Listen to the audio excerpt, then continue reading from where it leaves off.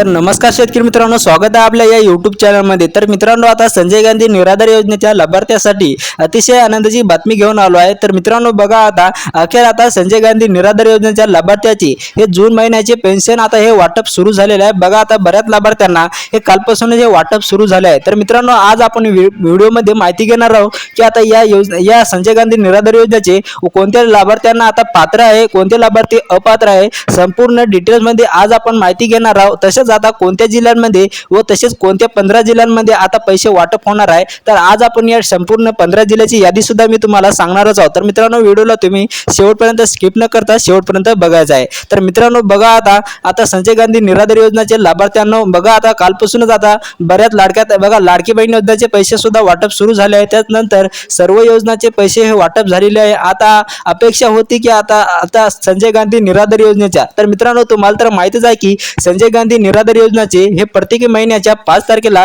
सर्व निराधार योजनेचे पेन्शन हे वाटप केले जातात। डायरेक्ट त्यांच्या डीबीटी अकाउंट मध्ये हे थेट हे पैसे जमा केले जातात। तर मित्रांनो, आता बघा, अखेर आता संजय गांधी निराधार योजनेच्या हे पैसे आता जून महिन्याचे हे वाटप सुरू झाले आहे। कारण की आता बघा, आज 6 किंवा 7 तारीख आहे। तर मित्रांनो बघा, आता 5-6 तारखेपासून हे तुम्हाला संजय गांधी निराधार योजनेचे पैसे वाटप केले जातात। डायरेक्ट जर तुमचे डीबीटी ऍक्टिव्ह असेल तर तुम्हाला आता डीबीटीने पैसे वाटप केले जाणार आहे। तर मित्रांनो, बऱ्याच लाभार्थ्यांना SMS सुद्धा आलेला आहे आणि बऱ्याच लाभार्थ्यांना SMS आलेला नाही। तर मित्रांनो, आता आपण बघणार आहोत की आता ते 15 जिल्हे कोणते आहे, तसेच कोणत्या बँकेमध्ये हे पैसे जमा होण्यास सुरुवात झालेली आहे। तर मित्रांनो बघा, आता ते 15 जिल्हे कोणते आहे।